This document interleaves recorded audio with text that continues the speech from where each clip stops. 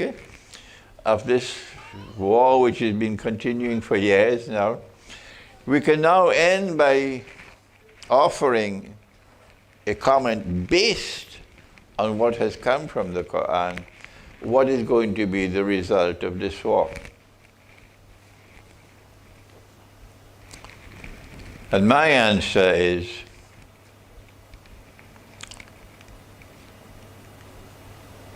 this is the second current of Qarnayn.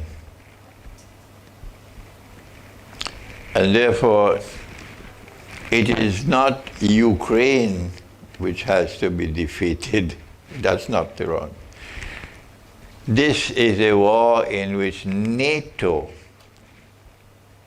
has to be contained, checkmated. Russia cannot defeat NATO, cannot destroy NATO, because this is Gog and Magog. But Russia can do what Zulkarnain did the first time. The first time he built a barrier built of iron and steel and copper. And they could neither penetrate the barrier nor could they pass over it. How will Russia contain them the second time? The checkmating. This is the work of the military scientist, the one who has expertise in military science and strategic affairs. And mashallah, I listen to them. And we have some great scholars today in the world who are giving us excellent military analysis. Don't bother to go to the Western media.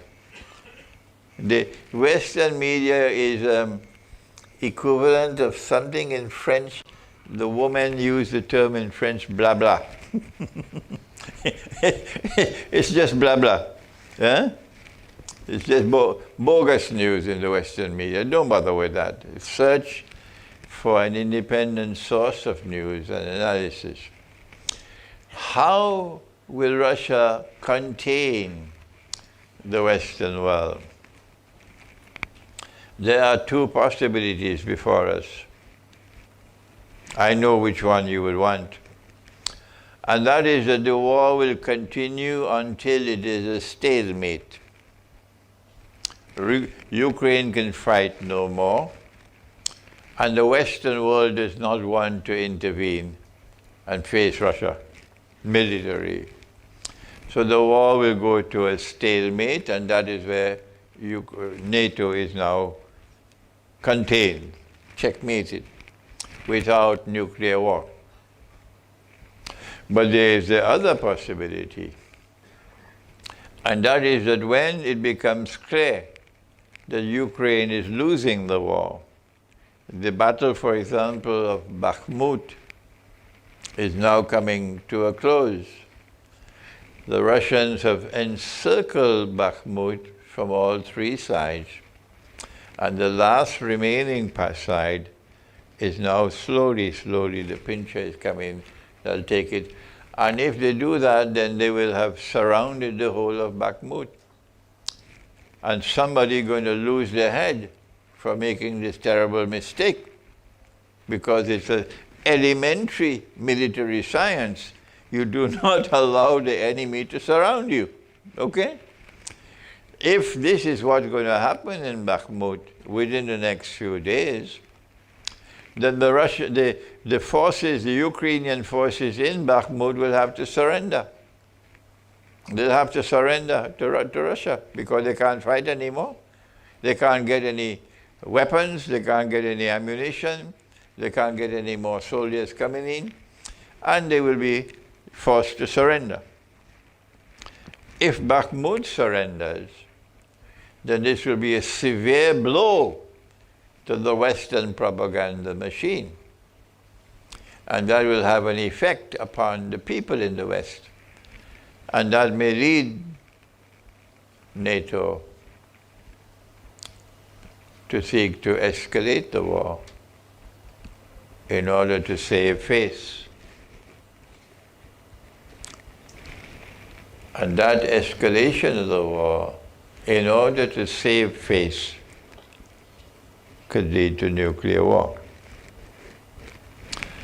I don't know which of these two scenarios is going to play out in the future, but we'll know soon inshallah, which of the two.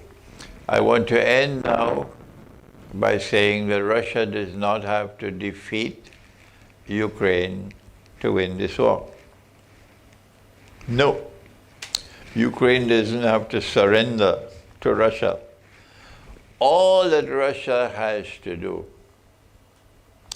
is to ensure that the people in Ukraine who speak the Russian language and who are supporters of Russia are not oppressed. That's all. If I had the time, I could take you to the Quran and what the Quran has ordered you to do for the people who are oppressed in Donbass and in Kashmir, in Donbass and in Kashmir, and in the Holy Land, the oppressed. So if Russia is able to save her people from oppression and keep Crimea, that's all that Russia wants. And if the war grinds to a stalemate and Russia keeps this territory, Russia has won the war. And that's where we are heading for. And it is likely for me, I am of the opinion, of the two possibilities, I am of the opinion that the Western world, knowing that Russia has the capacity to destroy, Putin has said, I can destroy the whole of the United States in half an hour.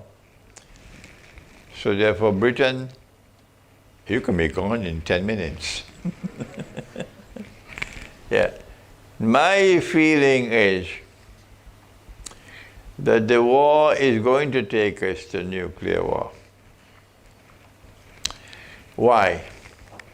Because there's a third actor involved, other than NATO and Russia, there's a third actor involved. And that third actor is the state of Israel. In Surah Al-Mursalat, Allah spoke and said, proceed to a shadow which comprised of three parts. Intaliku ila zillin dhi thalathi shu'ab. Proceed to a shadow which is comprised of three parts.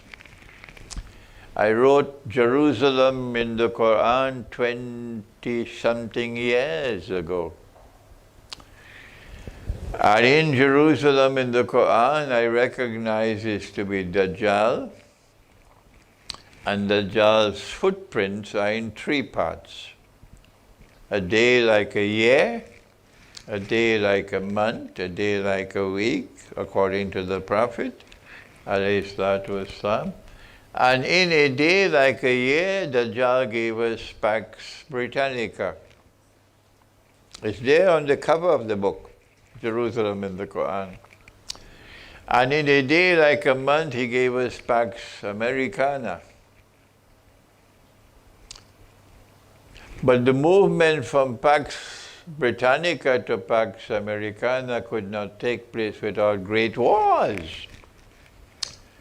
And so I came to the conclusion for the movement to take place from Pax Americana to a Pax Judaica, where Israel will rule the world, you need a big, big war.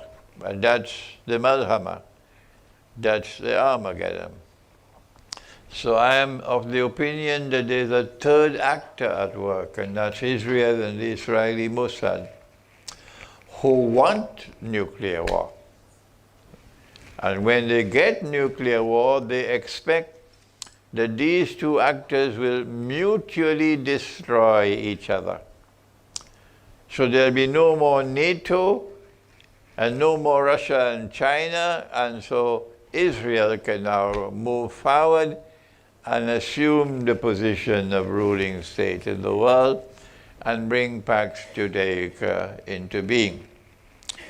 And it's because of this that my suspicion is that this war is going to take us to nuclear war. We pray that Allah subhanahu wa ta'ala might bless all those present who now begin to think and who turn to the Quran to connect the verses of the Quran and to connect the dots of history and bring them together as I have done for you today.